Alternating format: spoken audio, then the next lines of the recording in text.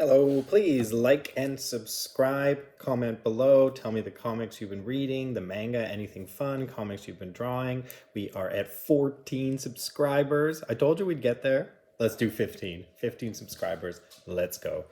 Okay, well, I thought today I would just kind of reflect on the difference between manga and different countries, different cultures, that sort of thing.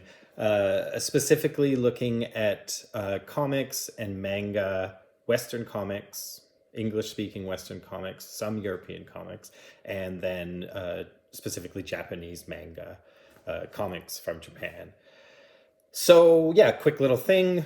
Do you know it's English speaking people watching my video, I assume. Do you know the difference between manga and comics, and what's the difference between anime and manga? Very quickly, in the West we say comic books and cartoons on TV. You're watching a cartoon. In Japan they say manga, which is comic books, and anime, which is cartoons. That's it, essentially.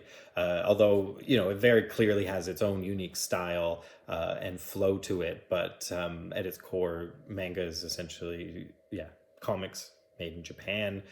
They're printed totally different in Japan. The main thing different to us is that they're printed backwards. So when you pick up a manga here, even though we translate it into English, you'll read it backwards. So you'll read it from what we would call the back of the book. I'll show you here. So, you think a book opens this way, but instead it opens this way. And you read it that way, and you read each panel going a different way through. So, a lot of people know this already, but this is just a kind of quick catch up. And then there's sort of the classic, every book has a, whoops, you're reading it the wrong way. Those are fun. So a lot of people think that, there's always a discussion that, is it the publisher's just being lazy and not switching it over and just publishing it in the original thing, putting on the English, and not wanting to flip all of the panels. That's what some people think.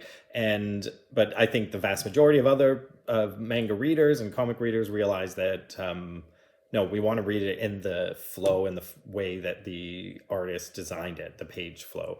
So, it does make a big difference if you design comics to go this way and then we just flip them, because there's so many things, so many little techniques that are used in terms of the flow for the reader, so you can follow it quicker. So they almost never leave manga now, or they almost never mirror it and flip it and make it sort of, the way that other people open books.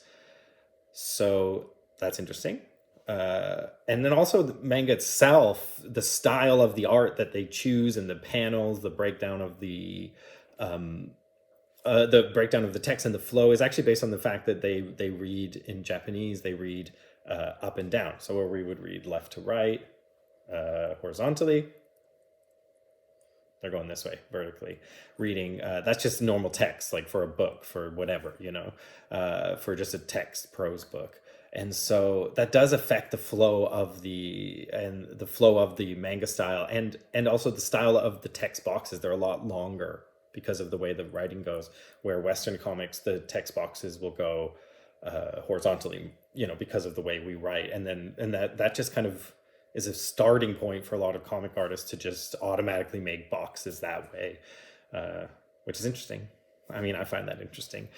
A big thing is the culture of comics. In the West, comics have always been considered, it's sort of for kids, like that sort of thing, especially after the golden age of comics. So before TV existed, comics were huge, and then before they were sort of regulated, they were really kind of violent and gory, so people of all ages absolutely loved them. And then it very quickly turned into, okay, this is just for kids. And then they became really cleaned up and really kind of like the comics code, which is something to talk about in another video. And after that, they just became like a kid's art form, which is whatever. Like, it is what it is. And there's obviously tons and tons and tons of Western comics that are just made by adults, for adults, that are just dealing with adult issues and are, I don't know what makes something an adult comic, but being boring, I guess, is, because kids comics are fun and, dynamic, and adult comics are rather sort of, can be serious, which is unfortunately a part of adult life. And which is interesting. So it had the golden age of comics really early on in comics days when there was nothing else, and it was the first time people were ever seeing, men or anyone jump over buildings and leap over tall buildings and fly and all they throw cars and things they never ever would have been able to see in the earliest days of television and even before television. So that's cool. Where in Japan, the art form was actually considered quite frivolous, in the sort of mid 20th century and around like the 40s and the 50s. It was considered at that point just like a kid's thing. And, my favorite comic artist of all time, Osamu Tezuka, who's Japanese, he was definitely one of the most important initial people to take comics seriously in Japan. So golden age of comics was happening in America, and it was still considered less popular in Japan. But Osamu Tezuka was reading lots of Disney comics and other comics that would get imported into Japan. I guess he learned English. I'm not sure, or whether he was just using the flow of the panels. That's something Osamu Tezuka always loved, that comics were universal, that anyone could read them, especially silent comics without any dialogue. All of a sudden, anybody anywhere can read them. That's wonderful.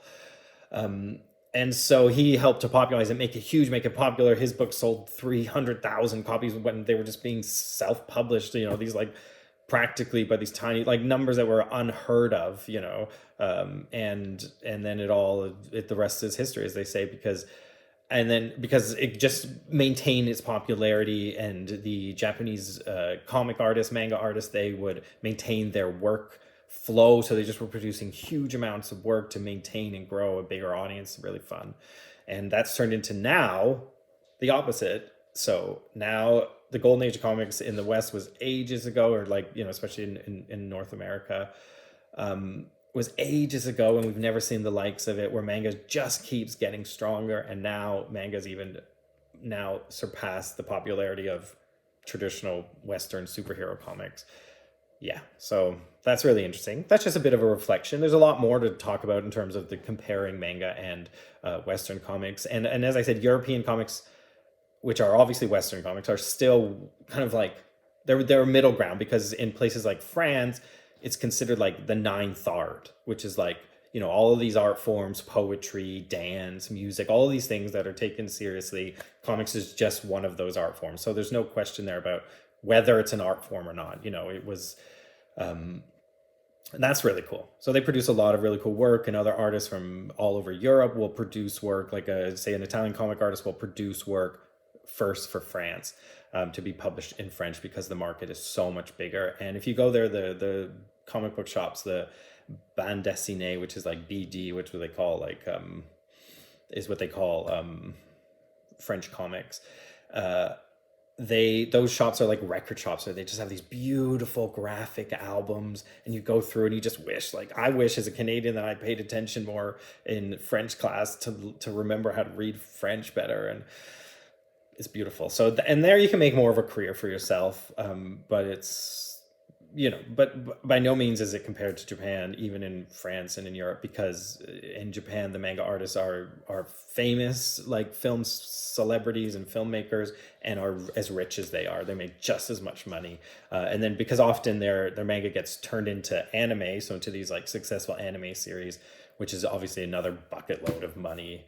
But at its core, it starts with, which I always love about manga, even today, this is a modern manga. It starts with really simple manga that can be made by essentially one person. They do have a team working, but they're really pared back, just black and white drawings, beautifully made, but really attainable for an artist to just sit and make a work really in the image of what they can imagine, and not having to, employ hundreds of people like other art forms in order to get the work produced. Okay, so I guess that's it. I would love to hear your thoughts. Do you prefer manga? Do you prefer comics? That would be so cool to hear about. I'm just trying to get the YouTube going, so any comments in the comment section are super, super helpful. If you could subscribe, that's super helpful. And yeah, do you make comics? That's what I would really like to hear as well, because, I'm a comic artist myself, and this channel is like talking about comics that I love in general and manga, but at its core, I'm going to be showing my process as a comic artist, making my new book, my long form comic, The Artistic Haunting, which I've been wanting to make for years. I'm just started it, basically late last year after 10 years of mulling and, doing other things. So, yeah, so stick around. So hit the notification bell if you don't want to miss any of my new videos showing new bits. I'll have stuff coming out regularly. Okay, well, lots of love. Get out there, read comics, make comics, talk about comics, love comics. Okay, cool. Check you later.